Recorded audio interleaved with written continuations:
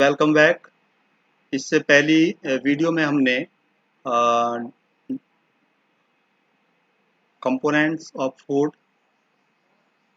Different types of food and mode of feeding of different animals और organisms और digestive tract और alimentary canal, oesophagus, buccal cavity and stomach और small intestine का जो work है वो उसके विषय में पढ़ा था। अब हम पढ़ेंगे absorption of absorption in the small intestine. जो अभी हम बतला रहे थे, पहली वीडियो में बताया था कि जो पार्टली डाइजेस्टेड फूड होता है, मतलब स्मॉल इंटेस्टाइन में, तो वो स्मॉल इंटेस्टाइन के निचले वाले भाग में जाता है और वहां पर इंटेस्टाइनल जूस उसको कंप्लीट डाइजेस्ट कर देते हैं। और वो जो फूड के कंपोनेंट्स हैं, जैसे कार्बोहाइड्रेट है तो वो सिंपल शुगर में सच एज ग्लूकोज में कन्वर्ट हो जाता है, फैट्स फैटी एसिड्स और ग्लिसरॉल में कन्वर्ट हो जाता है, और प्रोटीन्स जो है वो अमीनो एसिड्स में कन्वर्ट हो जाते हैं। ठीक है, तो ये हमने इससे पहले वीडियो में पढ़ा था। तो अब उस ये जो कन्वर्ट हो गए, मतलब सिंपलर सब्सटेंस बन गए हैं, मतलब डाइजेशन हो गया है, इसको कहेंगे हम डाइजेस्टेड फूड। ठीक है, तो ये डाइजेस्टेड फूड अब क्या होता है, आ, ये ब्लड वेसल्स में चला जाता है। और ब्लड वेसल्स कहाँ की?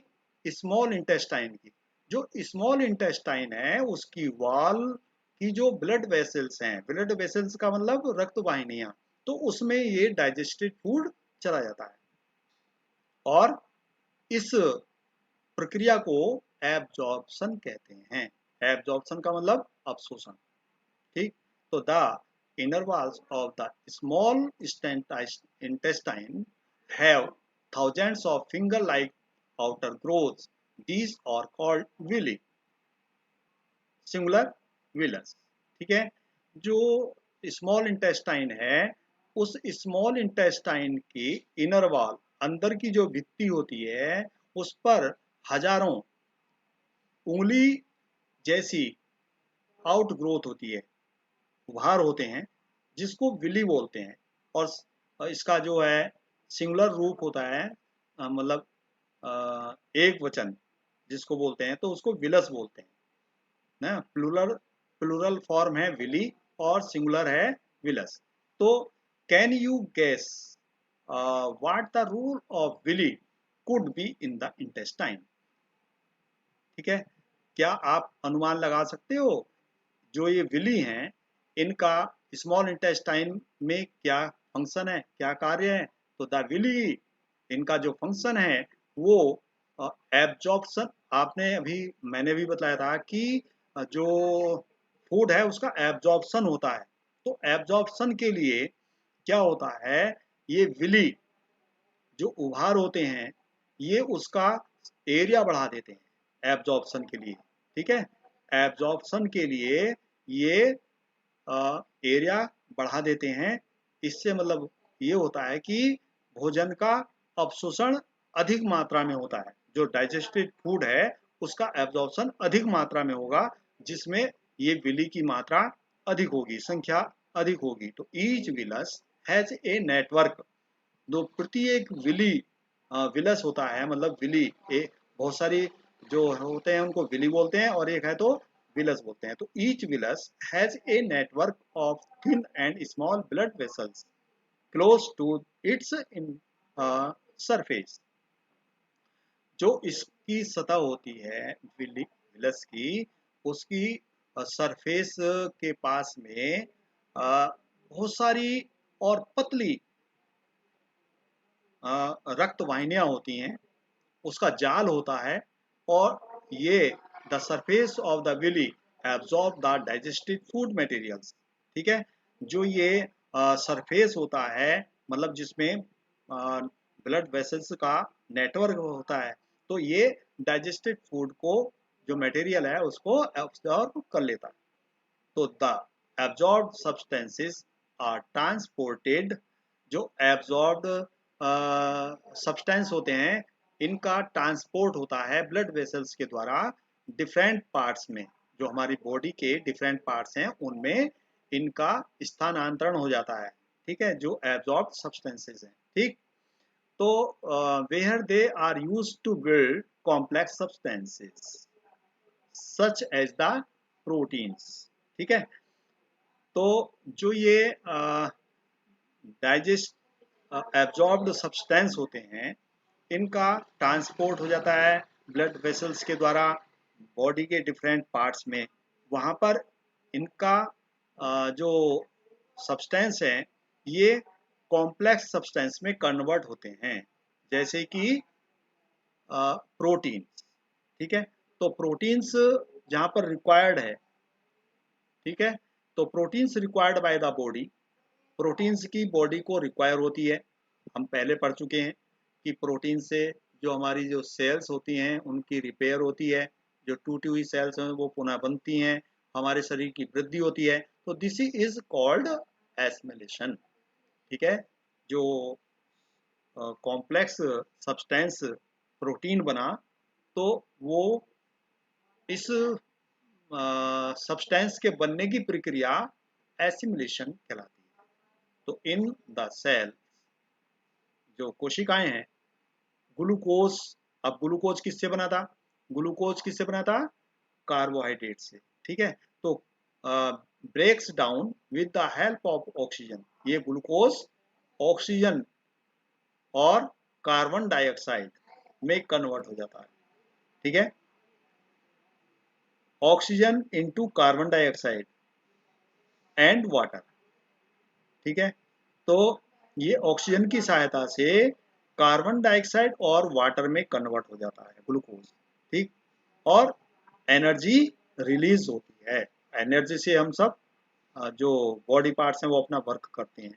The food that remains undigested, अब यहाँ पर जो फूड अनडाइजेस्टेड बचा या एन अब्जॉर्ब्ड बचा, जो अवशोषित नहीं हुआ, तो वो फिर क्या होता है, उसका लार्ज इंटेस्टाइन में वो भोजन चला जाता है, ठीक है। अनडाइजेस्टेड फूड या अनअब्जॉर्ब्ड फूड वो लार्ज इंटेस्टाइन में चला जाता है, लार्ज इंटेस्टाइन का मतलब है बड़ी आंत, तो the large intestine is wider and shorter than small intestine. तो मैं पहले भी जब आपको डायग्राम दिखाया था उस समय भी बताया था कि जो लार्ज इंटेस्टाइन है वो चौड़ी होती है, लेकिन जो स्मॉल इंटेस्टाइन है उससे बहुत छोटी होती है। अभी बताया था मैंने कि स्मॉल इंटेस्टाइन की लंबाई वो 7.5 मीटर के लगभग होती है, लेकिन जो लार्ज इंटेस्टाइन है वो 1.5 मीटर की होती है। तो इसका जो फंक्शन है वो क्या है, जो अनडाइजेस्टेड फूड है उसमें से वाटर और साल्ट्स को एब्जॉर्ब करने का काम होता है, ठीक है। तो द रिमेनिंग वेस्ट पासिस, अब यहाँ से भी जो लार्ज इंटेस्टाइन है उसने क्या किया, वाटर को और जो साल्ट्स हैं उनको एब्जॉर्ब किया, फिर उसके बाद जो अनडाइजेस्टेड फूड मटेरियल बचता है या अनएब्जॉर्ब फूड बचता है वो रेक्टम में चला जाता है, रेक्टम मलाशय जिसको बोलते हैं, मलाशय मतलब जिसमें मल इकट्ठा होता है, and remains there are semi solid faeces, वहां पर ये जो रिमेन्स है सेमी सॉलिड होता है, मतलब अर्ध ठोस, ठीक है। The matter removed through the anus, और जहां से ये जो रेक्टम के द्वारा एनस में जाता है और एनस के द्वारा ये टाइम टू टाइम बाहर निकल जाता है, ठीक है। और इसको बाहर, ये जो अनडाइजेस्टेड फूड है बाहर निकलता है, इसके बाहर निकलने की प्रक्रिया को इजेशन बोलते हैं, ठीक है, इजेशन। अब पढ़ेंगे हम डाइजेशन इन ग्रास ईटिंग एनिमल्स, जो ग्रास ईटिंग एनिमल्स हैं मतलब हर्बीवोरस एनिमल्स हैं उनमें किस प्रकार से डाइजेशन होता है। तो have you observed cows, buffaloes and other grass eating animals chewing continuously even when they are not eating, ठीक है। आपने क्या कभी ऐसा देखा है कि जो गाय है या भैंसे हैं या अदर ग्रास ईटिंग एनिमल्स होते हैं वो कंटिन्यूसली भोजन को चबाते रहते हैं और वास्तव में वो उस समय भोजन को खा खाते नहीं है, ठीक है। एक्चुअली दे क्विकली swallow, वो उसको भोजन को क्या करते हैं, जल्दी जल्दी निगलते रहते हैं, ठीक है। उस ग्रास को, जो उसके सामने भोजन है उसका चारा, तो उसको जल्दी जल्दी निगलते रहते हैं। और एक स्टोमच का पार्ट है रुमेन, ठीक है। रुमेन में वो कलेक्ट करते रहते हैं और हेयर द फूड गेट्स, यहाँ पर जो रुमेन होता है वहां पर फूड क्या होता है, वो पार्टली डाइजेस्टेड, मतलब उसका कुछ भाग वहां पर डाइजेस्ट होता है, जिसको हम कड बोलते हैं। और उसके बाद में ये जो कड होता है वो मुंह में स्मॉल लंप के रूप में आता रहता है और एनिमल्स उसको चबाते रहते हैं। बाद में आपने देखा होगा, आपके घर में भी कोई एनिमल्स होंगे, गाय भैंस बैल बकरी, तो पहले वो भोजन अपना चारा खा लेते हैं और उसके बाद बैठ करके या खड़े खड़े भी कभी कभी आपने देखा होगा वो जुगाली फेरते हैं, ठीक है। जुगाली अर्थात वो भोजन उसके मुंह में आता रहता है और उसको वो चबाते रहते हैं। तो ये प्रोसेस क्या कहलाती है, रुमिनेशन कहलाती है, जुगालीकरण। And these animals are called ruminants, ऐसे एनिमल्स को रुमिनेंट्स कहते हैं, ठीक है। The grass is rich in cellulose, जो ग्रास होती है, घास होती है, वो सेलुलोज की मात्रा उसमें अधिक होती है। और ये भी एक टाइप जो है कार्बोहाइड्रेट्स का ही होता है। तो इन रुमिनेंट्स लाइक केटल, जो रुमिनेंट्स होते हैं, जुगाली फेरने वाले पशु होते हैं, जैसे डियर होता है, तो उनमें क्या होता है, वो bacteria present in rumen, herbivorous animals के रुमेन में क्या होता है, बैक्टीरिया प्रेजेंट रहते हैं, बैक्टीरिया, ठीक है। तो जो ये बैक्टीरिया होते हैं, ये क्या करते हैं, helps in digestion of cellulose, जो सेलुलोज है उसको डाइजेशन में मदद करते हैं। तो many animals including humans can not digest cellulose, तो बहुत सारे एनिमल्स, जिसमें एक मानव भी है, मनुष्य भी है, तो वो सेलुलोज का डाइजेशन नहीं कर सकते, ठीक है। और क्यों नहीं कर सकते, क्योंकि जैसे animals like horses, rabbit have a large sac like structure called caecum, ठीक है। जो इस प्रकार के हर्बीवोरस एनिमल्स होते हैं, उनमें एक थैलेनुमा स्ट्रक्चर होता है जिसको सीकम बोलते हैं।